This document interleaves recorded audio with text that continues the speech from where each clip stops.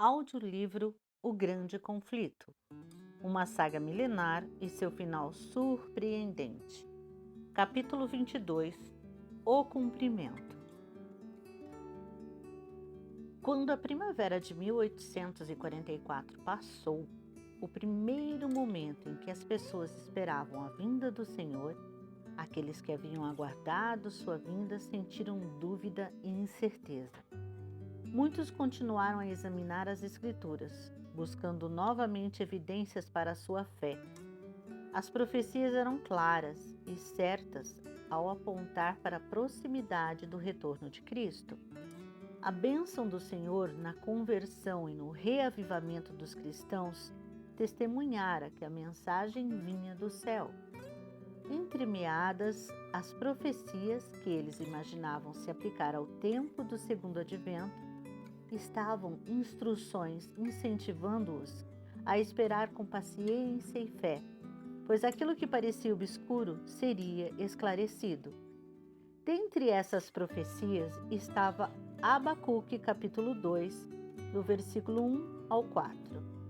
No entanto, ninguém pareceu notar que essa profecia fala de uma aparente demora.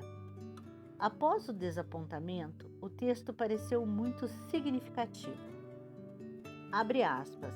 A visão aguarda um tempo designado. Ela fala do fim e não falhará. Ainda que demore, espere-a, porque ela certamente virá e não se atrasará. O justo viverá pela sua fidelidade. Fecha aspas. A profecia de Ezequiel também confortou os fiéis. Abre aspas. Assim diz o soberano, o Senhor. Estão chegando os dias em que toda visão se cumprirá. Falarei o que eu quiser, e isso se cumprirá sem demora. Tudo o que eu disser se cumprirá. Fecha aspas. Está em Ezequiel, capítulo 12, versículos 23, 25 e 28. Aqueles que aguardavam se alegraram. Deus, que conhece o fim desde o princípio, havia concedido esperança a cada um deles. Sem passagens como essas, sua fé teria vacilado. A parábola das 10 virgens de Mateus 25 também ilustra a experiência do povo adventista. Aqui vemos a igreja dos últimos dias. Sua experiência é esclarecida por meio dos acontecimentos de um casamento oriental. Abre aspas. O reino dos céus será, pois, semelhante a 10 virgens que pegaram suas candeias e saíram para encontrar-se com o noivo. 5 delas eram insensatas e 5 eram prudentes. As insensatas pegaram suas candeias, mas não levaram óleo. As prudentes, porém, levaram óleo em vasilhas, junto com suas candeias. O noivo demorou a chegar, e todas ficaram com sono e adormeceram. À meia-noite ouviu-se um grito. O noivo se aproxima. Saiam para encontrá-lo. Fecha aspas, está em Mateus 25, do capítulo 1 ao 6. A chegada do noivo representa a vinda de Cristo, conforme anunciado pela primeira mensagem angélica. A saída das virgens para encontrar o noivo corresponde à grande reforma que acompanharia a mensagem do breve retorno de Jesus. Nessa parábola, todas haviam levado suas lâmpadas, ou seja, a Bíblia, e saíram, entre aspas, para encontrar-se com o noivo. No entanto, ao passo que as insensatas não levaram óleo, as prudentes levaram óleo em vasilhas junto com suas candeias. Haviam estudado as Escrituras e tinham uma experiência pessoal, uma fé em Deus que desapontamento e tardança não seriam capazes de derrubar. As outras reagiram à emoção, aos temores que a mensagem despertara, mas dependiam da fé das prudentes, satisfeitas com a luz vacilante da emoção, sem a compreensão completa da verdade. Nenhuma obra genuína da graça no coração. Saíram para encontrar o Senhor esperando recompensa imediata. mas não estavam preparadas para a demora e o desapontamento. Sua fé falhou. Abre aspas. O noivo demorou a chegar e todas ficaram com sono e adormeceram. Fecha aspas. Essa grande espera pelo noivo representa a passagem do tempo, o desapontamento, a aparente demora. Aqueles que basearam a fé no conhecimento pessoal da Bíblia tinham uma rocha sobre a qual se firmar, que as ondas do desapontamento não seriam capazes de levar embora. Abre aspas. Todas ficaram com sono e adormeceram. Fecha aspas. Um grupo abandonou a fé, ao passo que o outro esperou com paciência até a chegada de luz mais clara. Os superficiais não poderiam mais se apoiar na fé dos outros. Cada um deveria permanecer em pé ou cair por conta própria. Fanatismo. Por volta dessa época, o fanatismo começou a aparecer. Alguns que alegavam crer no advento demonstravam um zelo distorcido. Suas ideias fanáticas não ganharam a simpatia da maioria dos adventistas, porém, trouxeram desgraça à causa da verdade. Satanás estava perdendo seus servos e, a fim de dar uma má reputação à causa de Deus, trabalhou para enganar alguns que se consideravam fiéis, levando-os a extremos. Então, seus seguidores estavam prontos para se apropriar de qualquer erro, qualquer ato estranho ou questionável e apresentá-lo da maneira mais exagerada possível, a fim de retratar o adventismo como se fosse uma desgraça. Quanto mais pessoas professavam a fé no segundo advento, mais vantagem obteria, pois seu poder controlava o coração delas. Satanás é, entre aspas, o acusador dos nossos irmãos. Está em Apocalipse, capítulo 12, versículo 10. Seu espírito inspira seus seguidores a vigiar em busca de defeitos no povo de Deus, a fim de chamar atenção para eles, sem jamais mencionar suas boas ações. Ao longo de toda a história da Igreja, nenhuma reforma jamais foi adiante sem enfrentar sérios obstáculos. Em todas as igrejas fundadas por Paulo, alguns que alegavam ter aceitado a fé sempre traziam heresias. Lutero também sofreu com fanáticos que diziam que Deus havia falado diretamente com eles, colocando as próprias ideias acima das Escrituras. Muitos foram enganados pelos novos mestres e se uniram a Satanás para derrubar aquilo que Deus levara Lutero a edificar. Os irmãos Wesley viram a obra de Satanás arrastando pessoas desequilibradas e não santificadas para o fanatismo. Guilherme Miller não simpatizava nem um pouco com o fanatismo. Entre aspas, o diabo, dizia ele, abre aspas, exerce grande poder sobre a mente de alguns hoje, fecha aspas. Abre aspas, com frequência encontro muito mais evidências de devoção genuína a Deus em um olho vivo, uma bochecha molhada e uma reação abafada do que em todo o barulho da cristandade. Fecha aspas. Durante a Reforma, seus inimigos colocavam a culpa pelos males do fanatismo sobre aqueles que trabalhavam mais fervorosamente contra ele. Os que se opuseram ao movimento adventista seguiram uma prática semelhante. Sem se dar por satisfeitos, apenas exagerando os erros dos fanáticos, eles espalhavam relatos que não chegavam nem perto da verdade. Sua paz tinha sido perturbada pela proclamação de que Cristo estava prestes a vir. Eles temiam que fosse verdade, mas esperavam que não. Esse era o segredo de sua guerra contra os adventistas. A pregação da primeira mensagem angélica tinha a tendência direta de conter o fanatismo. Aqueles que participaram desse movimento solene estavam em harmonia. O coração de cada um estava repleto de amor uns pelos outros e por Jesus, a quem esperavam ver em breve. A mesma fé e a mesma bendita esperança se provaram um escudo contra os ataques de Satanás. Correção do erro. Abre aspas. O noivo demorou a chegar e todas ficaram com sono e adormeceram. À meia-noite, ouviu-se um grito. O noivo se aproxima. Saiam para encontrá-lo. Fecha aspas. No verão de 1844, os fiéis proclamaram essa mensagem usando exatamente as palavras das Escrituras.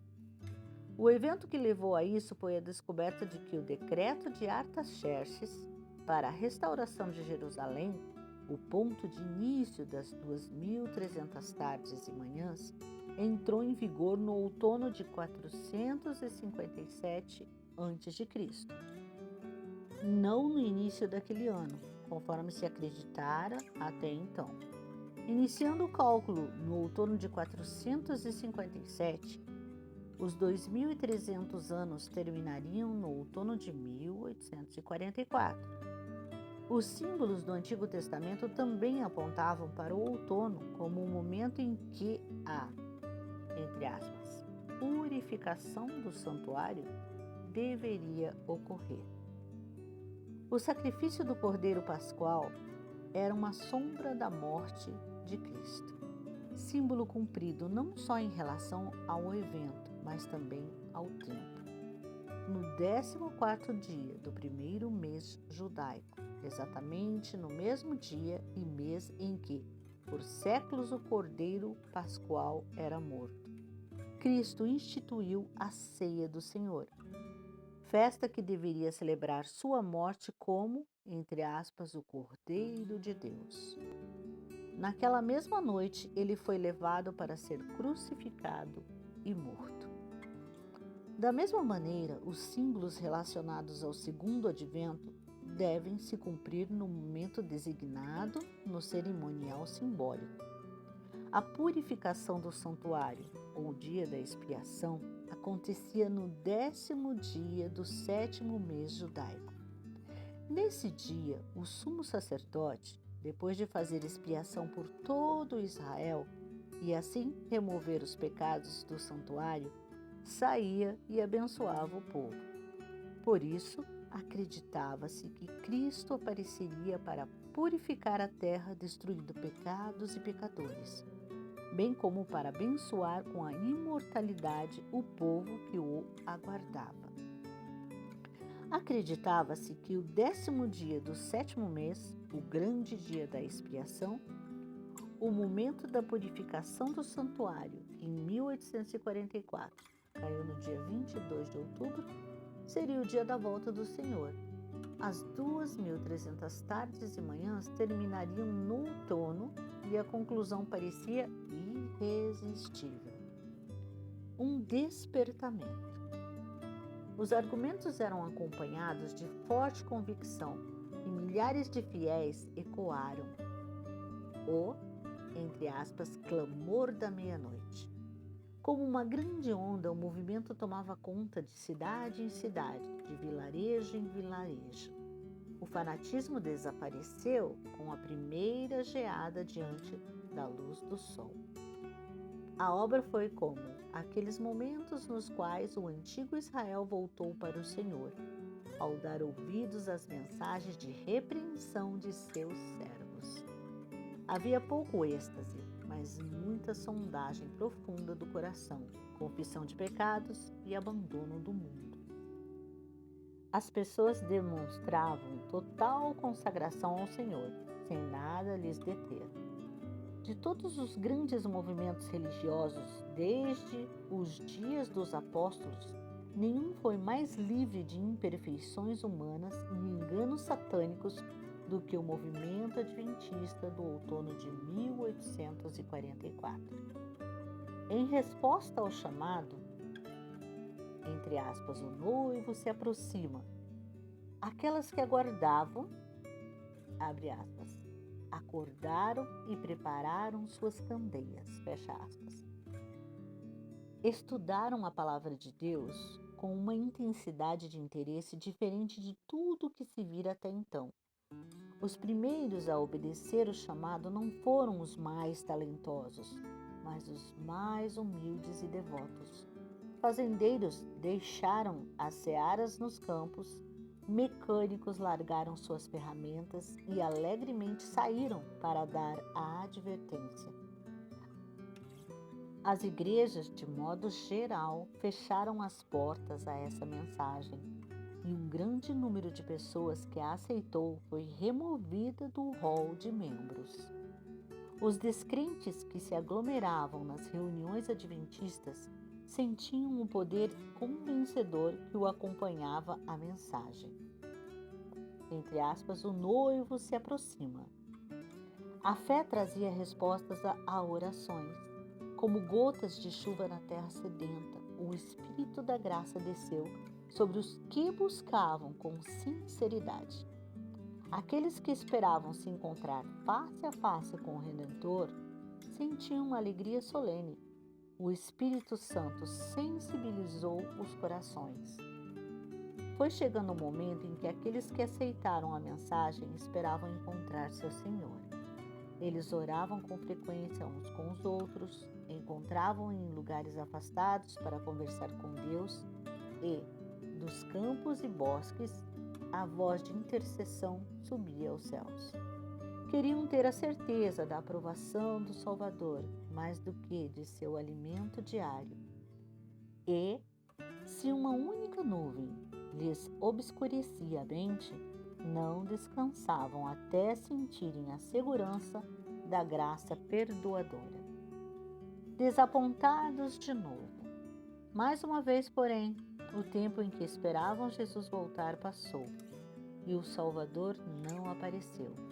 Então, eles se sentiram como Maria, quando ela chegou ao túmulo do Salvador e encontrou vazio e exclamou em lágrimas, abre aspas, levaram embora o meu Senhor e não sei onde o puseram, fecha aspas.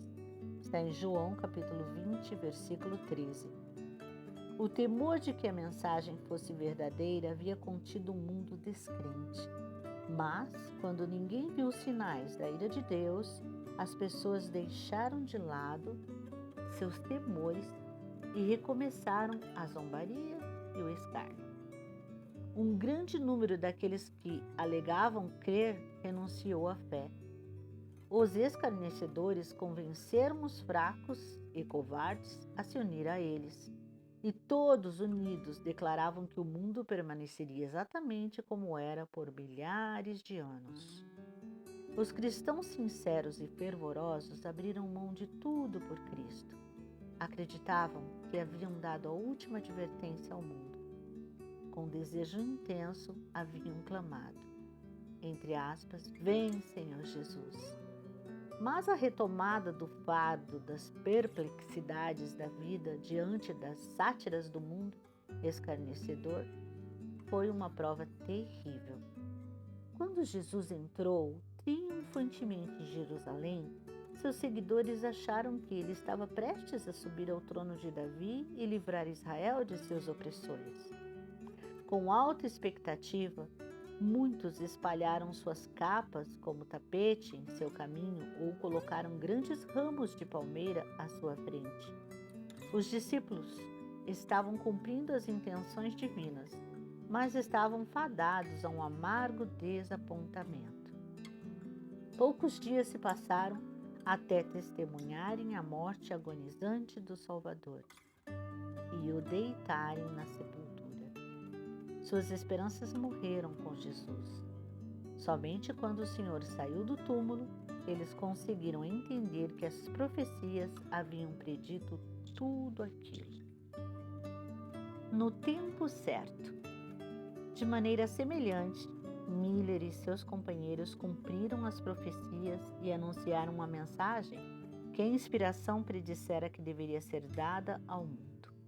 Eles não teriam conseguido dá-la caso tivessem entendido por completo as profecias que apontavam para seu desapontamento e apresentado outra mensagem que deveria ser pregada a todas as nações antes do retorno do Senhor. A primeira e a segunda mensagem angélicas foram proclamadas no momento certo e cumpriram a ordem que Deus havia designado para elas. O mundo esperava que, se Cristo não voltasse, as pessoas deixariam de lado o adventismo.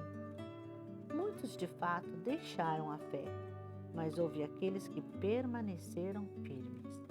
Os frutos do movimento adventista: o espírito de sondagem do coração, renúncia ao mundo e reforma da vida, testemunhavam de que ele vinha de Deus. Não ousaram negar que o Espírito Santo havia abençoado a proclamação da segunda vinda. Não conseguiam encontrar erro nos períodos proféticos. Seus oponentes não obtiveram êxito em contestar sua interpretação das profecias. Não podiam concordar em renunciar às crenças que haviam chegado por meio de estudo fervoroso das Escrituras, em atitude de oração, por mentes iluminadas pelo Espírito de Deus e corações ardendo com o seu poder vivo, as quais tinham resistido com firmeza aos argumentos de adversários cultos e eloquentes. Os adventistas confiavam que Deus os havia conduzido a dar a advertência do juízo. Declararam, abre aspas, ela provou o coração daqueles que a ouviram, de modo que aqueles que examinaram o próprio coração soubessem de que lado estariam quando o Senhor viesse. Se exclamariam, este é o nosso Deus em quem esperávamos, e Ele nos salvará. Isaías capítulo 25, versículo 9. Ou se pediriam as rochas e montanhas que caíssem sobre eles e os escondessem da face daquele que se assenta no trono. Fecha aspas. Está em Apocalipse 6, versículo 16. Guilherme Miller expressou o sentimento daqueles que ainda confiavam que Deus os havia conduzido. Abre aspas. Minha esperança no retorno de Cristo está forte como nunca. Fiz somente o que senti ser meu dever após anos de solene reflexão. Considerando apenas o fator humano, milhares foram levados a estudar as Escrituras por causa da pregação do tempo e, dessa maneira, se reconciliaram com Deus por meio da fé e da aspersão do sangue de Cristo. Fecha aspas. Não desistir. O Espírito de Deus permaneceu com aqueles que não negaram apressadamente a luz que haviam recebido, renunciando ao movimento adventista. Abre aspas. Por isso, não abram mão da confiança que vocês têm. Ela será ricamente recompensada. Vocês precisam perseverar, de modo que, quando tiverem feito a vontade de Deus, recebam o que Ele prometeu, pois em breve, muito em breve, aquele que vem virá e não demorará, mas o meu justo viverá pela fé. E se retroceder, não me agradarei dele. Nós, porém, não somos dos que retrocedem e são destruídos, mas dos que creem e são salvos. Fecha aspas. Está em Hebreus capítulo 10, versículo 35 ao 39. Esse conselho é dirigido à igreja nos últimos dias. Subentende, de forma clara, que o Senhor pareceria ter adiado sua vinda. As pessoas mencionadas na passagem haviam feito a vontade de Deus ao seguir a orientação de seu Espírito e de sua palavra. Porém, elas não entenderam o propósito de sua experiência. Foram tentadas a duvidar se Deus de fato as havia conduzido. As palavras, abre aspas, o meu justo viverá pela fé, fecha aspas, de Hebreus capítulo 10, versículo 38, se aplicavam a esse tempo. Abatidos pela esperança decepcionada, só poderiam se manter firmes por meio da fé em Deus e em sua palavra. A renúncia da fé e a negação do poder do Espírito Santo que haviam acompanhado A mensagem corresponderia a voltar à condição de perdidos. O único caminho seguro seria valorizar a luz que já tinham recebido de Deus, continuar a examinar as Escrituras e aguardar com paciência, esperando por mais luz.